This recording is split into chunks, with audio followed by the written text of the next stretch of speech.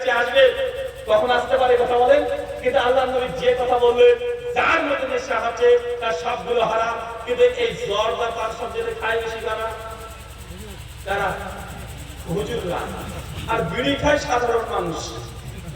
কারা খায় বিড়ি? সাধারণ মানুষ। আচ্ছা কারা কারা বিড়ি খায় তার তরফ দেখেছি কে কে বিড়ি খান? একজন খান না? ওই দোকানে বিড়ি বিক্রি হয়, বিক্রি হয়। সুনান ইবনে মাজাহ হাদিস 3379 আল্লাহ নবী বলেছেন যে খাদ্যকে খাওয়া হারাম তার ব্যবসাও হারাম। মদ খাওয়া যেমন হারাম মদের ব্যবসাও হারাম। মদ খাওয়া যেমন হারাম মদের ব্যবসাও হারাম। মদ যে মাথায় করে লরিতে ট্রাকে তুলে দেয়, এই পুলিশ যে অর্থ উপার্জন করছে এটাও হারাম। যে মদ আবার ওই লরি থেকে নেমে দোকানে নিয়ে যাচ্ছে এটাও হারাম। যে টেবিলে টেবিলে মদ সার্ভ করছে এটাও হারাম। যে হিসাবরক্ষক হিসাব নিকাশ করে কম্পিউটার বিল বানিয়ে দিচ্ছে এটাও হারাম। মানে মদ খাওয়া যেমন হারাম মদের সঙ্গে সংশ্লিষ্ট যা আছে সব হারাম। যে ব্যক্তি বিড়িকে যত গুনাহ করছে উনি বিক্রি করে তত গুনাহ করছে, বিপুল পরিমাণে গুনাহতে কোনো কম ঘাটতি নেই। এখন আপনি রাগ করে বলবেন যে হুজুর খুব বদমাশ, আমার ব্যবসাকে দাবে তুলে দিল, ভাই আমাকে গালি দিয়ে লাভ নেই। চলে যাবেন 1.5 লাখ টাকা খরচ করে, এখন অল্পতে চলে যাচ্ছেন মদিনাতে আল্লাহ নবীর কবর মুবারক আছে, গিয়ে ওইখানে গিয়ে বলবেন ইয়া রাসূলুল্লাহ আপনি কেন বিড়ি খাওয়াকে হারাম করলেন?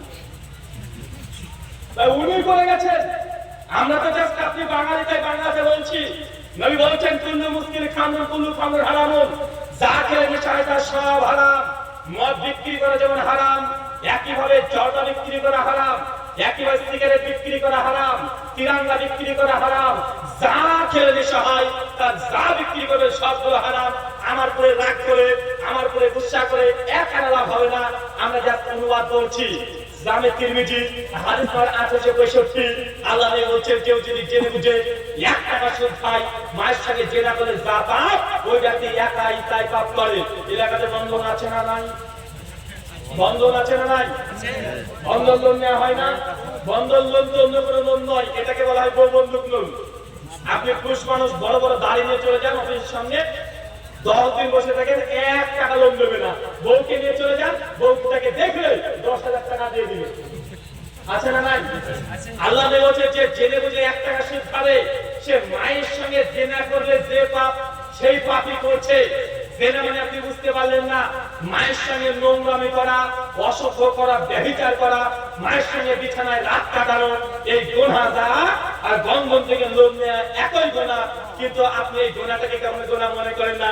হুজুরও দেখছে এলাকাতে বন্ধনের অফিসার এগুলো ঘুরে বেড়াচ্ছে, এখানে সব মেয়েগুলো যে বন্ধন অফিসে টাকা দিচ্ছে। আপনার হুজুর কোনোদিন বলে না যে বন্ধন লোন নেওয়া হারাম, এটা এত বড় হারাম যে হারাম কাজ করলে মায়ের সঙ্গে জেনা করলে যে পাপ সেই পাপ হয়, এ কথা হুজুর কোনোদিনই বলে না। কিন্তু কে আমি বলেছে এটা নিয়ে মসজিদে মারামারি আছে না নাই? কে 20 টাকা তারাবি না 1 টাকা করেছে এটা নিয়ে সমাজে মারামারি আছে না নাই? কিন্তু কে 5 ওয়াক্তের মধ্যে 1 ওয়াক্ত নামাজ পড়ে না, হুজুর ওর বাড়িতে মিলাদ খেয়ে আছে, এমন হুজুর আছে না নাই? ওর বাড়িতে 5 ওয়াক্ত নামাজ পড়ে কথা জুমার দিনও মসজিদে আসে না, কিন্তু ওর বাড়িতে যদি কেউ ভাত করা যায় 40টা যদি খানা করে দেওয়া হয় তার বাড়িতে হুজুর আগে গিয়ে একদম তসবিহ নিয়ে 22 হাত পাগড়ি পরে সামনের কাতারে বসে একদম গম্ভীর আসে গিয়েছে, এমন হুজুর আছে না নাই? অথচ আল্লাহ বলছেন সেই মুসলিম কিতাবুল ঈমান হাদিস নম্বর 253 আল্লাহ বলছেন মান তারাকা সালাতা মুতাম্মাদান ফাকাদ কাফারা, যে ব্যক্তি ইচ্ছাকৃত নামাজকে ত্যাগ করে দিল ফাকাদ কাফারা, এই ব্যক্তি কুফরি করলো।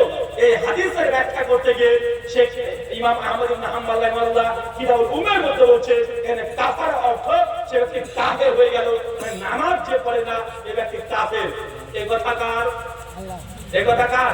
এটা কি আমার কথা? এটা আল্লাহর নবী বলছে যে ব্যক্তি নামাজ পড়ে না এই ব্যক্তি যে কুফরি করছে কাফের হয়ে গেছে। কিন্তু হুজুর যে নামাজ পড়ে না তাকে একবারও ভুল করে বলতে যায় না যে বেচারা তুই কাফের হয়ে গেছিস, তুই তওবা করে কালেমা পড়ে আবার তুই মুসলমান হো, নচেত তোর বাড়িতে খানা খেতে যাব না, তোর বাপের জানাজা পড়তে যাব না, তোর মেয়ের বিয়ে পড়তে যাব না। হুজুর একটাও বলে না।